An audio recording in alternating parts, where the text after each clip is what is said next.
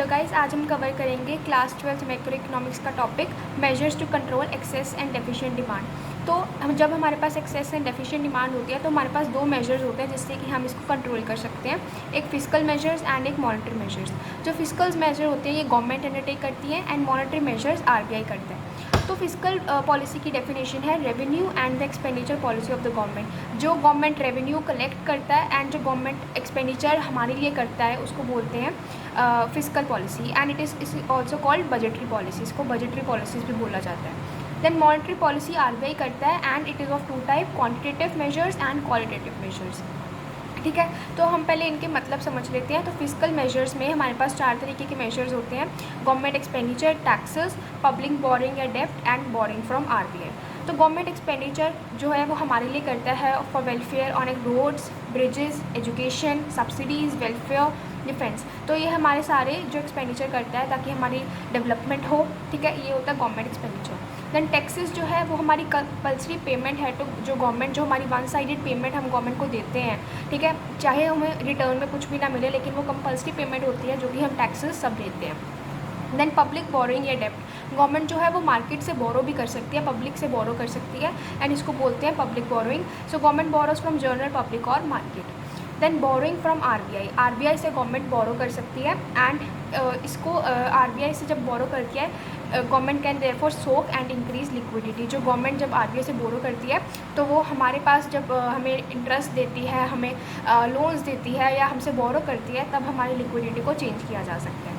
Then monetary measures हमारे पास कौन से हैं? फर्स्ट है रेपो रेट। रेपो रेट क्या होती है? Central bank lend money to the commercial banks for short term. ठीक है, जब सेंट्रल बैंक कमर्शियल बैंक्स को लोन देता है लेकिन शॉर्ट टर्म के लिए, उसको बोलते हैं repo rate. Then bank rate यही सेम ही होती है लेकिन ये लॉन्ग टर्म के लिए होती है। It is the rate which RBI lend money to the commercial banks for long term. तो जो लंबे समय के लिए होती है, जो आरबीआई कमर्शियल बैंक्स को लोन देता है, उसको बोलते हैं bank rate. Then reverse repo rate, जो कि कमर्शियल बैंक्स पास दर एक्सेस जो सरप्लस उनके पास सेविंग्स फंड्स होते हैं वो जब आरबीआई के पास दे देता है उसको बोलते हैं रिवर्स रेपो रेट। तो कमर्शियल बैंक्स उनके पास जो एक्सेस फंड है वो आरबीआई के पास डिपॉजिट करवाते हैं क्योंकि आरबीआई उनको इंटरेस्ट देता है एंड इसको बोलते हैं रिवर्स रेपो रेट। देन उसके बाद है ओपन मार्केट ऑपरेशंस। ठीक है, purchase and selling of securities to soak और इंजेक्ट लिक्विडिटी बाय आरबीआई। तो आरबीआई क्या करता है कि वो मार्केट में ऑपरेशंस करता है, या तो जो उसके पास सिक्योरिटीज़ हैं वो उनको परचेज़ करता है जो या तो उनको सेल कर देता है। ठीक है, जब वो सेल करता है तब भी हमारे जो पब्लिक होती है उनको कुछ फ़र्क पड़ता है एंड जब वो बाय करता है तब भी हमारे पास से लिक्विडिटी में फ़र्क पड़ता है। देन लीगल रिजर्व रेशियो, ये दो तरीके की होती हैं, CRR and SLR, and in दोनों को ऐड करके ही हमारे पास लीगल रिजर्व रेशियो आती है।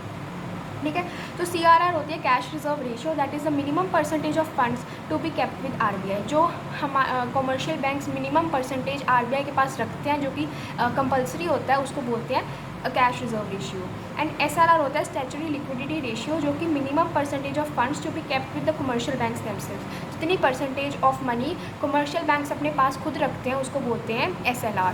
ठीक है, उसके बाद आता है हमारे पास margin requirement. Margin requirement is the difference between collateral and the loan offered. जितना लोन हमें गवर्नमेंट कमर्शियल बैंक्स ऑफर करते हैं और जितना हम कोई कोलेट्रल रखते हैं, जितनी हम कोई सिक्योरिटी उनके पास रखते हैं, उनमें जो डिफरेंस होता है वो होता है margin requirement.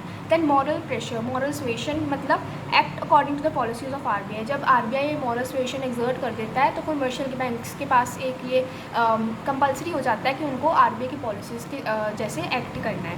Then credit rationing क्या होती है? RBI give directions to give और नॉट टू गिव क्रेडिट। तो आरबीआई ये बता देता है कि आपको किनको क्रेडिट देना है, किनको क्रेडिट्स नहीं देने हैं, तो इसको बोलते हैं क्रेडिट रेशनिंग। अब हमारे पास है मेजर्स, कैसे हम excess demand and deficient demand को टैकल कर सकते हैं। सबसे पहले है गवर्नमेंट एक्सपेंडिचर।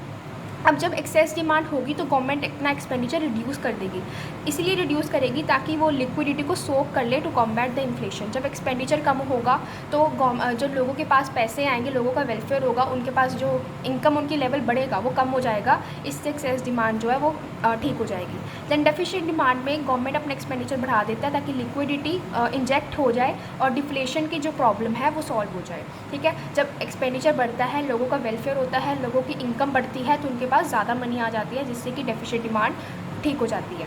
देन टैक्सेस जो है वो एक्सेस डिमांड में इंक्रीज़ कर दिए जाते हैं, टैक्सेस बढ़ा दिए जाते हैं ताकि लोगों के पास कम डिस्पोजेबल इनकम बचे, लोगों की ज़्यादा मनी टैक्सेस में चली जाए। रिड्यूस डिस्पोजेबल इनकम मतलब जितनी मनी उनके पास रह जाती है ताकि वो अपना कंजप्शन कर पाए, जितनी मनी उनके पास लेफ्ट आउट बचती है after paying the taxes. Then deficient demand में टैक्सेस को रिड्यूस किया जाता है ताकि उनके पास इंक्रीज डिस्पोजेबल इनकम बच जाए।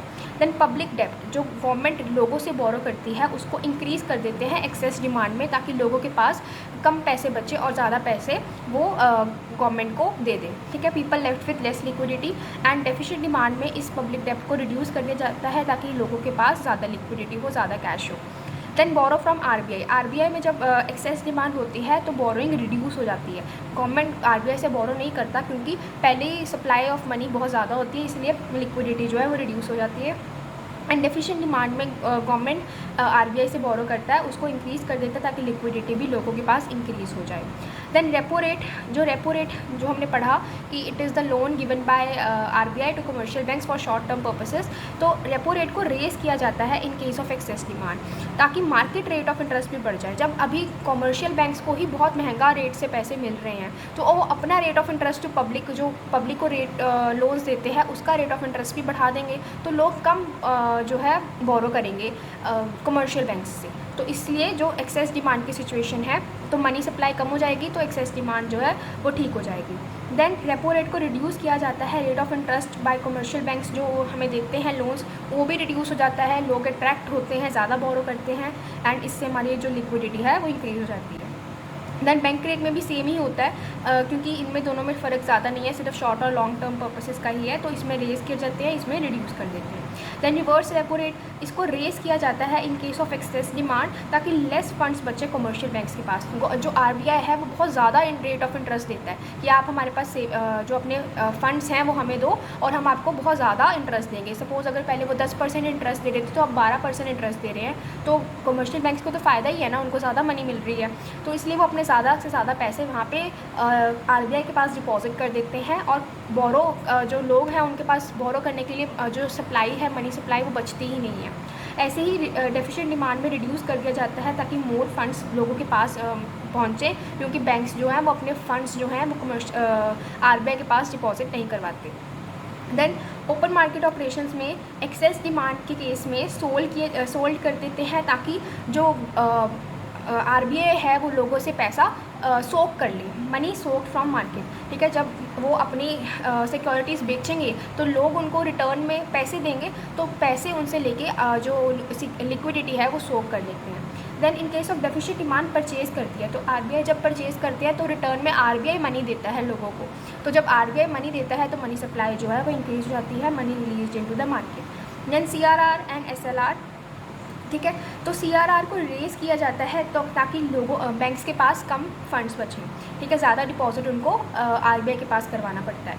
एंड एसएलआर को भी रेज़ करना पड़ता है एक्सेस डिमांड में ताकि जो आरबीआई है उसके पास कम फंड्स बचें, तो इससे जो क्रेडिट क्रिएशन है ये कम हो जाती है।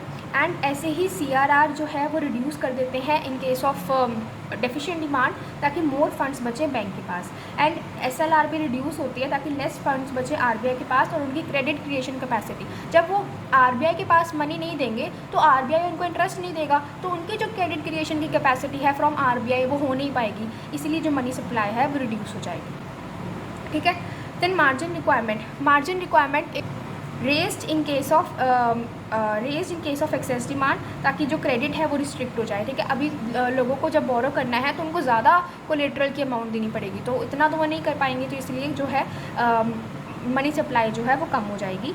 And in case of deficient demand it is reduced, margin requirement between collateral and the loan offered is reduced, so therefore credit की उनके पास कैपेसिटी वो है वो ज़्यादा हो जाती है। उसके बाद हमारे पास मॉरल प्रेशर, तो ये मॉरल प्रेशर एग्जर्ट कर देती है RBI in case of excess demand ताकि जो कमर्शियल बैंक्स हैं वो आरबीआई की पॉलिसीज़ की तरह एक्ट करें, तो स्ट्रिक्ट हो जाते हैं जो आरबीआई है लेंडिंग के पर्पसेस में। And it is not exerted by RBI, exert तो होती है बट इट लिबरल हो जाता है थोड़ा सा, कमर्शियल बैंक्स जो है वो लिबरल हो जाते हैं लेंडिंग में। एंड मॉरल प्रेशर जो है वो कमर्शियल बैंक्स के पास कम होता है, तो उनके पास इतना प्रेशर नहीं होता, वो अपने लिबरली जो है वो लेंडिंग कर पाते हैं। देन क्रेडिट रैशनिंग जो है वो इंट्रोड्यूस कर दी जाती है in case of excess demand, ताकि क्रेडिट की जो लिमिट्स हैं वो सेट हो जाएँ। अभी RBI बताता है कि किनको उनको लेंड करना है, किनको नहीं करना है, क्योंकि पहले ही एक्सेस डिमांड बहुत ज़्यादा होती है। Then in case of deficient demand it is withdrawn, credit rationing को विड्रॉ नहीं कर दिया जाता है। अभी क्रेडिट अवेलेबिलिटी ज़्यादा होती है उनके पास एंड वो बोरो भी ज़्यादा कर सकते हैं and deficient demand can be tackled. Okay, तो इससे हमारा ये टॉपिक कंप्लीट होता है। If you find this video helpful please like and subscribe. Thank you.